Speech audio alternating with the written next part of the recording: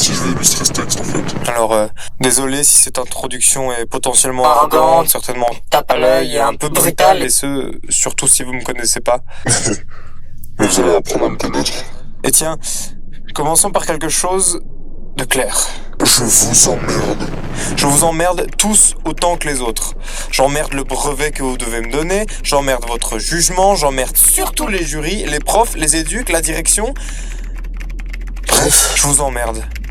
Je vous emmerde car vous avez décidé de mettre des codes sur l'art. Et de juger les artistes. Et je vous emmerde car vous avez décidé que je serais en faute, quoi que je fasse, si je suivais pas votre vide artistique à la con. Vous avez décidé que je devais suivre votre route, que je devais me soumettre à vos codes. Ah ben alors oui, j'ai rien rendu, j'ai pas fait de dossier, et me voilà à vous surprendre avec ma désinvolture.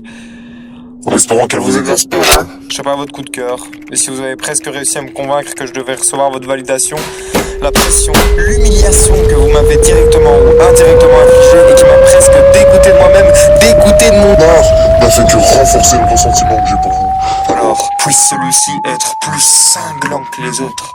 Allez, Judge Dre resigning.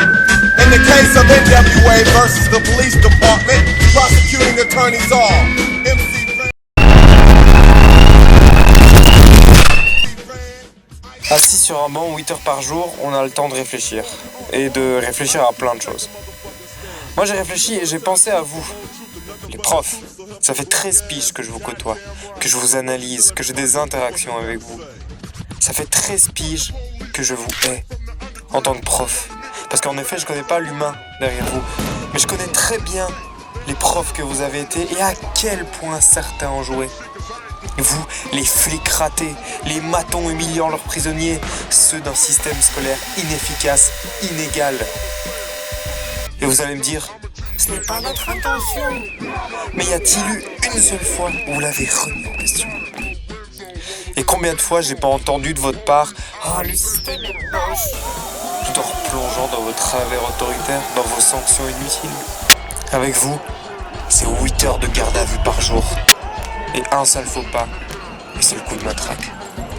Vous êtes les matons, Les gardiens d'un système scolaire carcéral. En réalité, vous êtes comme la justice, hein. Vous paraissez essentiel, juste, accompagnant, mais vous êtes comme un juge qui frappe son marteau au rythme du bruit des chaînes des esclaves, qui juge au faciès. Vous êtes Défectueux, parce que vous avez choisi que je serais coupable.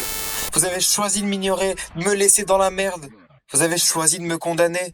Vous avez choisi. Mais Axel, il faut que tu t'y mettes. Sans essayer de comprendre pourquoi je m'y mettais pas. Parce que c'était trop inconfortable pour vous. Vous avez choisi de me condamner.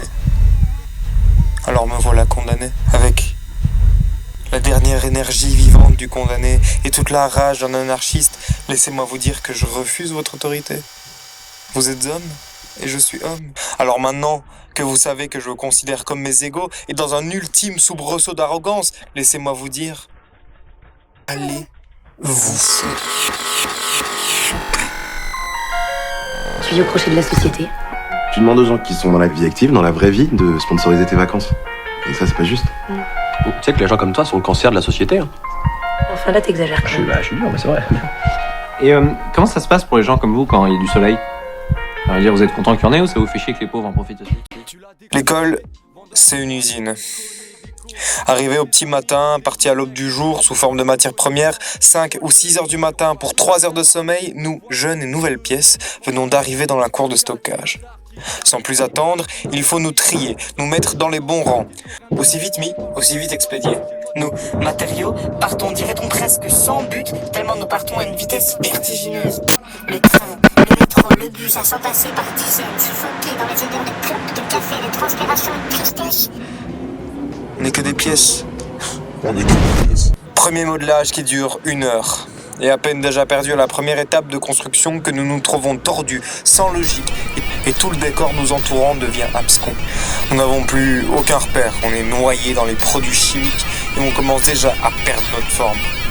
Tout est fait pour que l'on commence à ressembler à des employés. Il faut suivre le mouvement, recopier bêtement ce qu'on dit. Écoute tes profs, ne réponds pas, ou t'es viré. Ensuite, c'est le nettoyage en profondeur.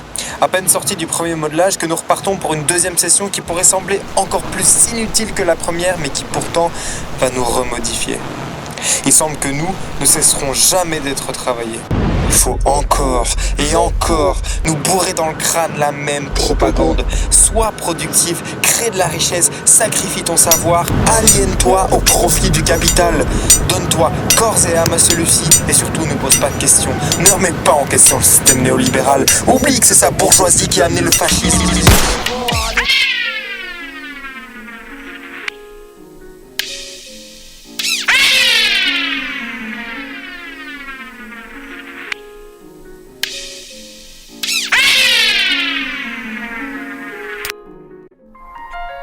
Tu vis au crochet de la société. Tu demandes aux gens qui sont dans la vie active, dans la vraie vie, de sponsoriser tes vacances. Et ça, c'est pas juste. Tu sais que les gens comme toi.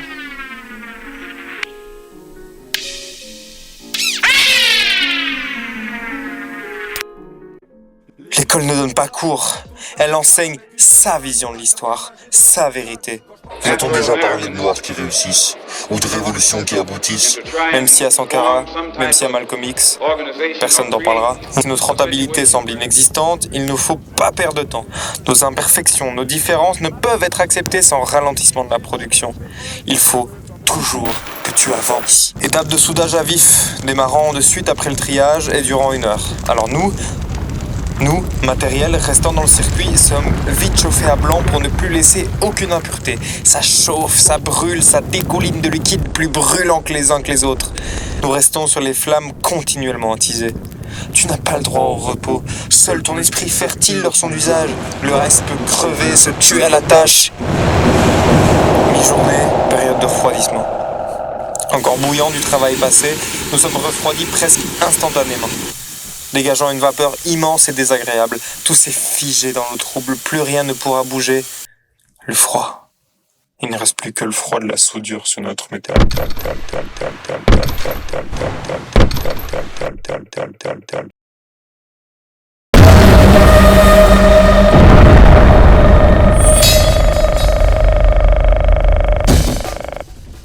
Alors tout recommence de plus belle dès que la dernière seconde a sonné sur les horloges de l'usine. Et c'est parti. Les 50 minutes écoulées, nous passons à l'assemblage du matériel. Nous nous imbriquons les uns dans les autres. La mise en place se fait aussi bien que les précédentes fois. Chacun prend la place qui lui était destinée. Rien ne semble pouvoir casser cette harmonie. Le doute disparaît pour laisser place à l'affirmation d'une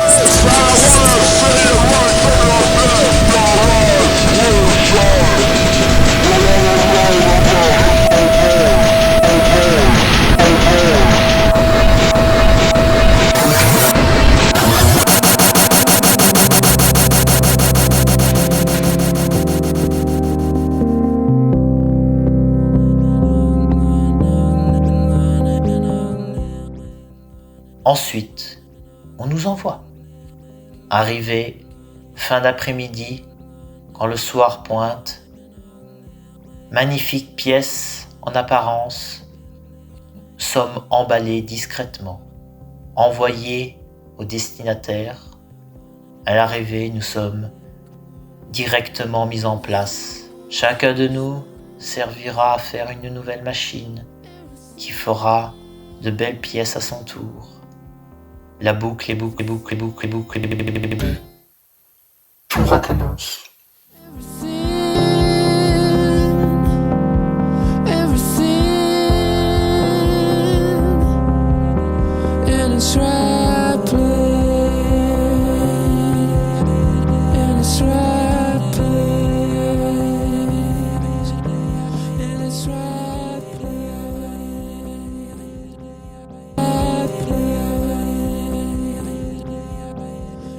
J'ai peur.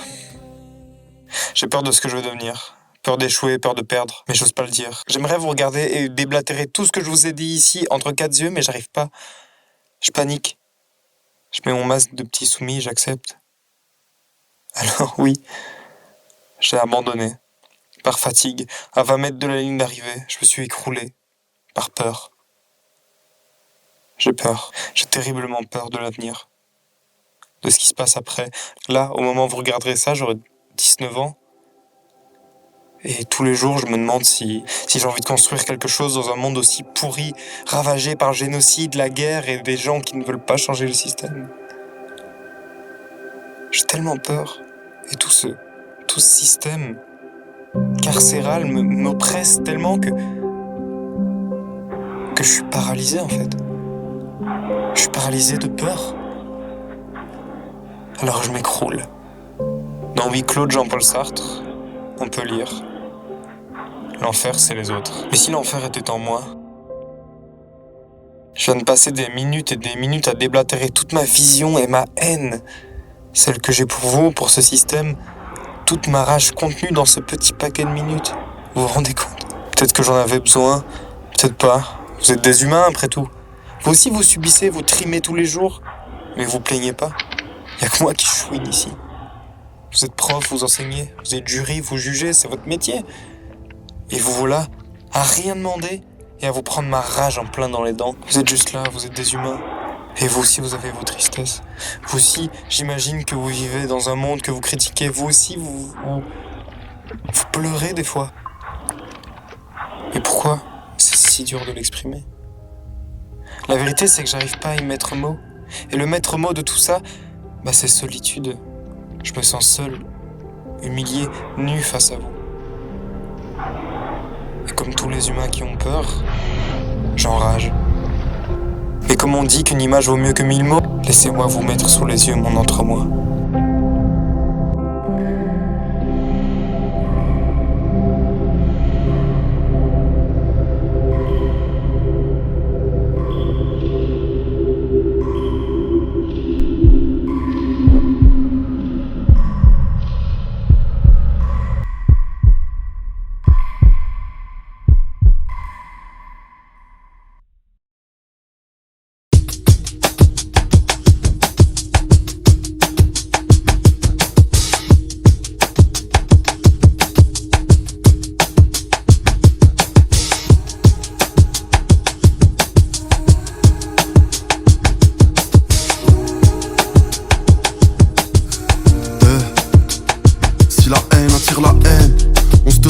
ça va finir. On cherchait une raison de vivre, on a trouvé une raison de mourir. Comme des petites fourmis perdues dans l'univers, faut qu'on s'en sorte, mais ça tape à coups de matraque sur la fourmilière. Et comme dirait l'autre, chez nous l'espoir, c'est l'argent des pauvres. Chez nous la haine, c'est la colère des autres. L'amour nous fait de l'œil, la haine tu rentres dedans. Comment chanter la vie en rose quand on la voit en noir et blanc. Et on se demande où ça nous mène. On veut pas conquérir le monde, on veut se conquérir nous-mêmes. Toujours les mêmes larmes qui coulent 30 ans plus tard. Les rappeurs sont des peintres, nos quartiers sont des œuvres d'art. On n'a pas choisi la révolte, on l'a vu dans notre miroir. À la base c'était le temps d'un soir, puis c'est devenu notre histoire. Leurs beaux discours, on les entend tous les jours. L'amour nous protège de la haine, mais qui nous protège de l'amour? Y'a celle des uns, y'a celle des autres. Y'a celle des miens, y'a celle des vôtres. Elle tourne en rond, elle tourne encore. On cherche l'amour, on trouve la haine. C'est à nous qu'elle parle et à personne d'autre. Et si vous ne l'entendez pas, c'est peut-être qu'au fond c'est pas de notre faute. HLM, cité dortoir, si les petits avaient su, tu grandirais dans des labyrinthes sans issue. Anatomie de la haine est un fantasme non accompli. La violence donnera toujours tort aux incompris. La haine dans les veines, à ne plus savoir quoi en faire. Comme un moteur qui fait tourner le monde, mais à l'envers. La haine devant un miroir, la haine devant notre histoire. La haine la plus importante, la haine la plus dérisoire. La haine de notre monde, la haine d'un autre monde. La haine sur le sablier, la haine sur notre montre. La haine dans les yeux d'un flic, dans les yeux d'un mot. La haine au bord d'un discours ou la haine au creux d'un mot. La haine des autres ou la haine de soi-même. C'est plus facile de récolter la haine lorsque l'on s'aime.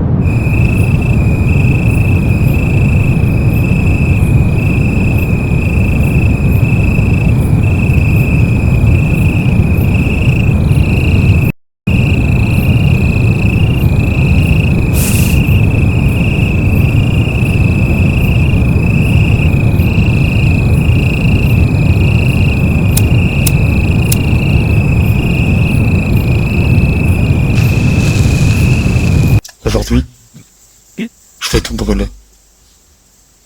Je vais te reconnaître.